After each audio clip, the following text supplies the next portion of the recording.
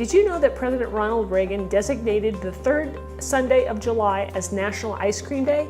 Well, he did. And so today we are making some fresh strawberry ice cream that is gluten-free, it's paleo, it's dairy-free, and it's delicious. Now for me, I want my ice cream to be nice and creamy and just decadent.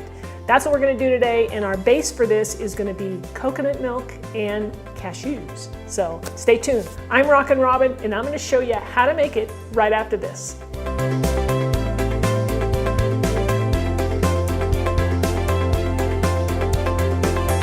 So let's go over our ingredients and I'll show you what's in this. First up, we have our coconut milk. Now you want to use full fat coconut milk because fat is super important for a nice, creamy, rich consistency. So, and I've refrigerated these and we'll show you the rest of that later. I have some cashews. These are raw cashews that I have been soaking for about 2.5 to 3 hours. You want to soak them, for quite a while so that they're nice and soft, and then they will blend up and, dissolve pretty much into our mixture. We have some fresh strawberries. I have some arrowroot here. That is sort of a thickener that's going to kind of keep things nice and, keep it together. Now to sweeten this up, I'm using maple syrup and some regular white sugar. I'm using a combination. And how much sugar I'm going to use is going to depend on how sweet my strawberries are. I need a little bit of salt and some vanilla extract. So to make this recipe, you want to use an ice cream maker. I have a Cuisinart right over here, and that's the type that has the little insert that you put in the freezer for 24 hours before you make your ice cream. So to start our recipe, we're going to take our cashews. Like I said, they've been soaking for hours now. We want them to be nice and soft, and I'm just going to drain the water out. And we're going to place those into the Vitamix mixer.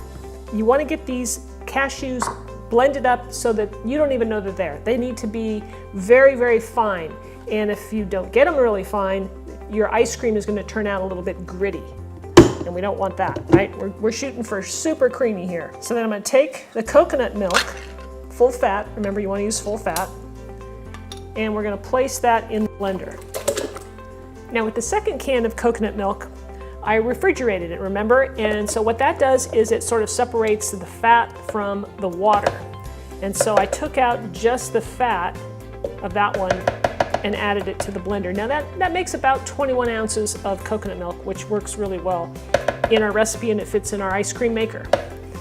All right, so we got that in there. Now I'm gonna go ahead and place the maple syrup.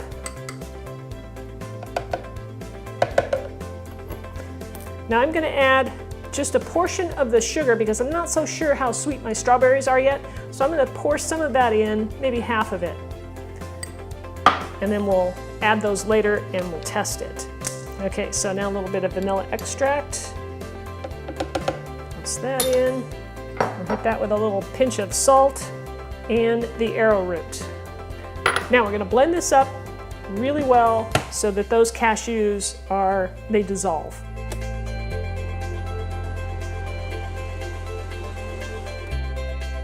Now with the Vitamix, it doesn't take very long to do that, maybe a minute, maybe less. If you have a regular blender, go ahead and plan on mixing that for probably a couple of minutes at least until you get that nice smooth texture. And I'm going to taste it right now just to see how creamy that is. All right, we need to go a little bit longer. Sweetness is good.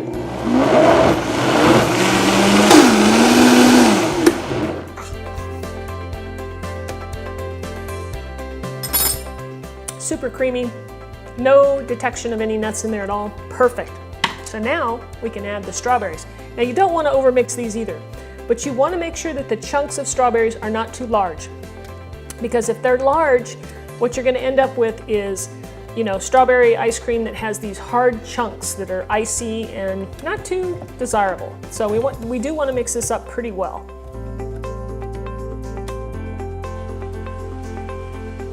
All right, so I'm gonna put this into some mason jars. We need to chill this down. It's gotta be really cold, maybe 3 or 4 hours. Overnight's better. I'm gonna use an ice bath to speed things up and put it in smaller containers. So like I said, we'll put these in the refrigerator and we'll come back when these are chilled enough to put in our ice cream maker. Now it's time to churn the ice cream. So I took out my insert from the freezer. I'm going to put my little, this is a little churner thing that goes in there. I'm going to turn it on first before I add the ice cream mixture, and that's supposed to help it keep it from not, getting really rock hard right in the beginning.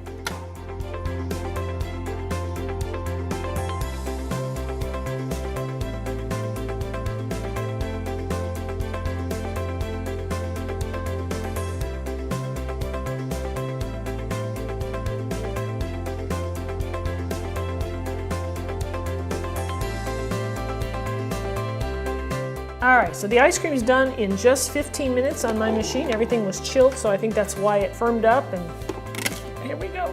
Let's get that out of there. I've got my 2 dishes here that I'm gonna be placing this in. Look at this, this all came out. Wow, look at that. Maybe I only need 1. It's nice and soft, and I have to admit, I did try some already, and I'm loving it. And then, this is gonna melt quick, especially under the lights here, but I'm gonna smooth it out. Let's get the rest of this in here, and then we'll get this in the freezer. Like I said, I've tasted it already. In fact, I'm going to taste it again right now and just tell you, because I got to get it in the freezer. This is totally smooth and creamy, rich tasting, strawberry tasting. The strawberries I used were really ripe, so they have some really nice flavor to them. Not just sweetness, but just good strawberry flavor. So I'm going to cover that up and get it in the freezer right away. And then a little bit later, I'll serve some up.